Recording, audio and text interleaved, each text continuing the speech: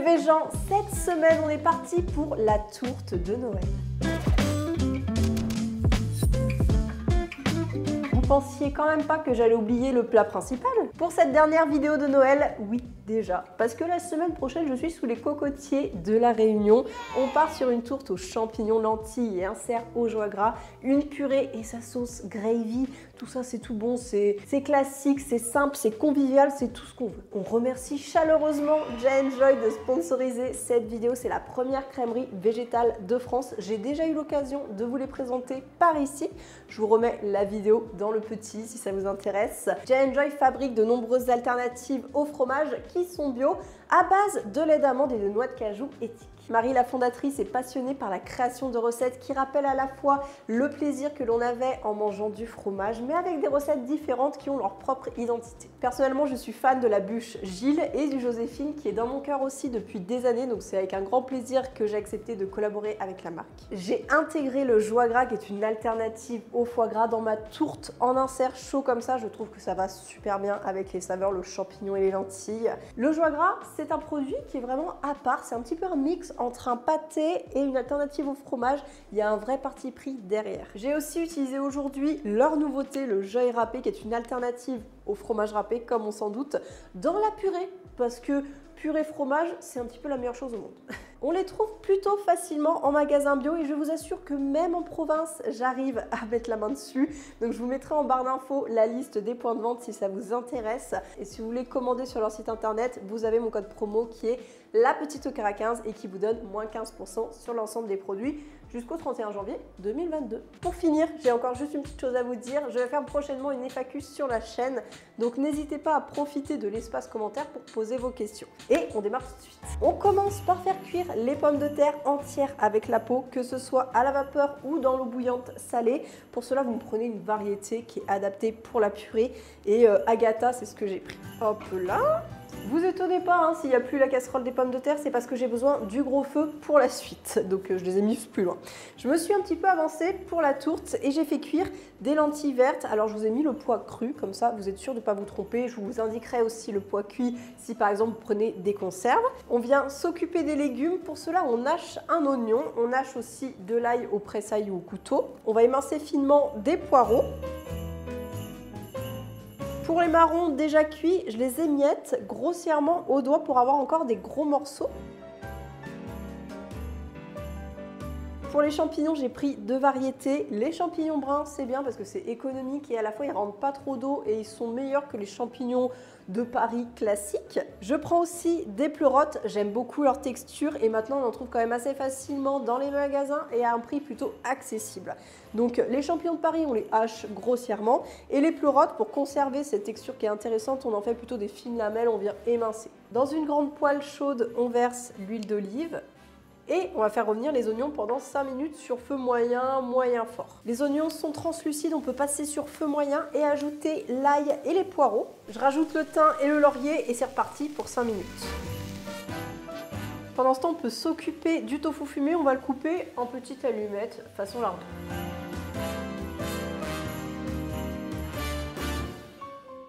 On continue la cuisson et on passe sur feu fort, on vient ajouter les marrons et les champignons. Et on vient déglacer aussi avec un petit peu d'armagnac ou de cognac. Pour me faciliter la vie, mais vous pouvez prendre une deuxième poêle, ce que je fais, c'est que je décale la garniture sur un côté. Et là, je vais venir rajouter de l'huile d'olive et je rajoute les tofu fumés.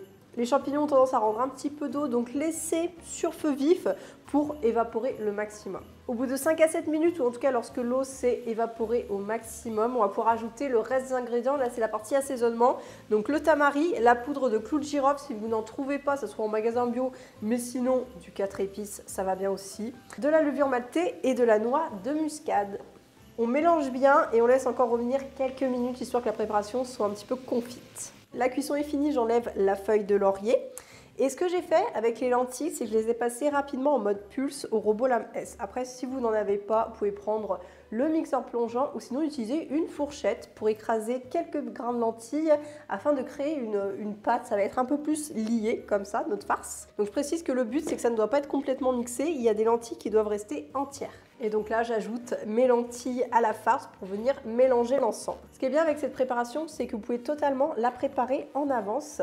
Vous la mettez à refroidir au réfrigérateur, voilà, quelques heures avant, même la veille, pourquoi pas. Et vous enfournez votre tourte au dernier moment. J'ajoute un petit peu de poivre et là vous pouvez goûter et rectifier l'assaisonnement si nécessaire. Ajouter un petit peu de sel, ça doit déjà être bon comme ça. J'ai été mettre la farce dehors, donc si vous avez un balcon, un jardin et qu'il n'y a pas trop de chats errants dans le quartier, vous pouvez la mettre dehors, ça va plus vite pour qu'elle refroidisse. Parce qu'en fait on préfère l'ajouter froide dans la pâte feuilletée pour éviter que la pâte feuilletée elle commence à se ramollir et après c'est compliqué vous voyez de faire les bords pour la tourte, on est vite pressé par le temps. Les pommes de terre sont cuites, elles sont chaudes encore, je sais c'est chiant, mais au pire vous prenez un torchon et on va venir les éplucher et bien sûr les passer au presse-purée. Je sens que je vais avoir la question parce que ce presse-purée est une petite merveille sur pâte. Regardez, vous voyez, je vous parle en même temps, c'est facile, ça presse. Non, peut-être pas quand même. En fait, je vous ai fait une vidéo présentation de mes ustensiles que je vous remets ici si vous voulez, où je vous parle de ce presse-purée, entre autres, de mon blender, de mes casseroles, parce que vous me demandez encore beaucoup mes références et du coup, je vous ai tout réuni en une vidéo. On ajoute dès maintenant la margarine qui est froide, des assaisonnements, donc noix de muscade, sel, poivre. On va ajouter notre lait végétal qui est chaud, donc vraiment faites-le bien chauffer, que ce soit au micro-ondes ou à la casserole sur feu doux pour pas que ça accroche au fond de la casserole. Pour que le gingembre râpé fonde bien, ce que je fais c'est que je l'ajoute directement au lait végétal. Oui, j'ai mis le paquet entier de râpé, ne me jugez pas, c'est ce qui va donner un bon goût à notre purée. Une fois que le râpé s'est bien ramolli dans le lait chaud, on va pouvoir l'ajouter à notre purée. Et notre purée est prête, on peut la mettre de côté et la réchauffer au moment de servir. Et maintenant, on va s'occuper de la tourte. On préchauffe notre four à 180 degrés. Pour réaliser la tourte en hauteur, que ce soit plus visuel, je vous conseille un moule à charnière. Après, sinon, un moule à tarte, ça peut faire l'affaire. Donc pour éviter que ça accroche, on va margariner l'ensemble. Petit oubli, avant de margariner le moule, il faut découper le cercle supérieur de la pâte feuilletée. Donc je vous mets les images juste après. Je dispose une pâte feuilletée complète dans mon moule à charnière. Il n'y a pas besoin d'être précis sur les rebords, l'important c'est que le fond soit plat.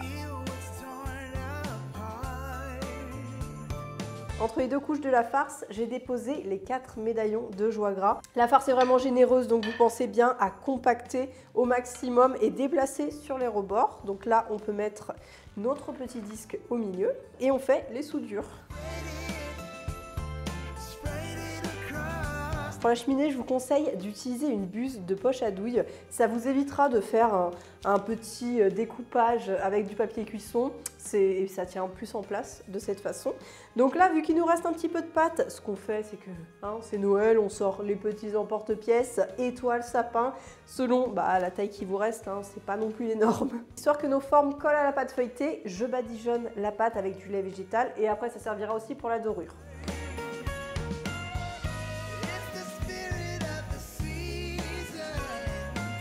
J'ai redoré une dernière fois avec le lait végétal et là ce que je fais c'est que j'ajoute des graines de sésame noir ou si vous n'en avez pas, des graines de pavot, ça va bien, ça apporte un petit peu de couleur, du noir quoi, un peu de relief.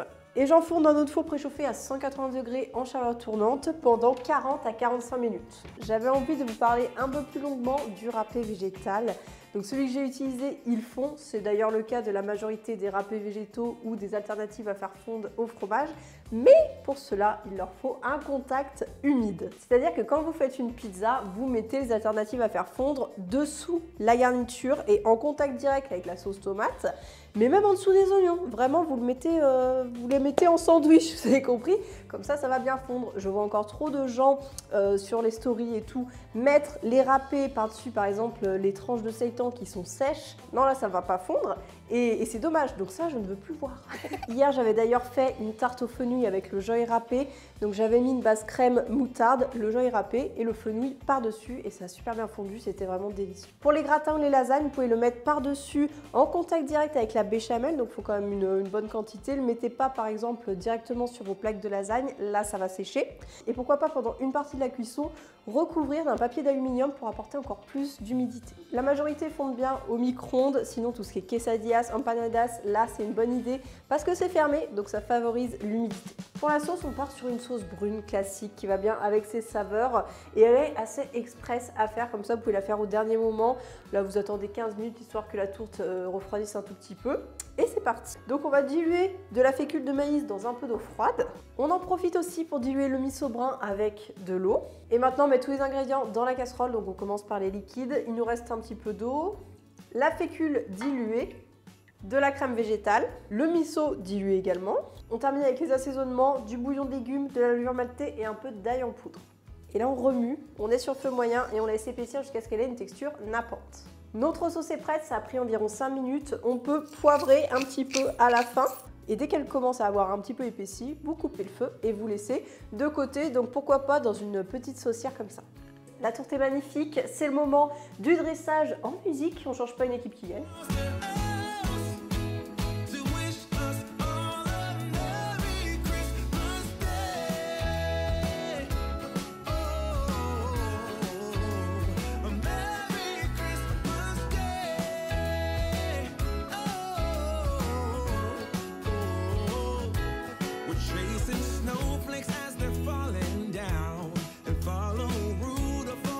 On est vraiment sur un super plat de Noël. À côté, j'ai accompagné de mâches, mais n'hésitez pas à mettre des légumes rôtis.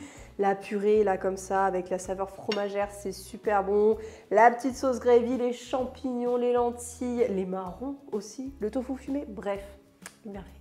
On arrive sur la fin de cette vidéo et des vidéos du Noël 2021, donc j'espère que ces nouvelles recettes vous plairont et qu'elles feront partie de votre menu des fêtes. Taguez-moi sur les réseaux sociaux pour que je ne loupe pas ça. Je m'envole pour la réunion et on se donne rendez-vous en janvier. N'oubliez pas la FAQ en commentaire. Il ne me reste plus qu'à vous dire, vous souhaitez déjà de bonnes fêtes, de joyeuses fêtes et qui j'espère se passeront dans l'amour, la joie et la bonne humeur. Pensez à vous abonner, à tourter. Et on se dit à bientôt pour de nouvelles aventures vegan en 2022.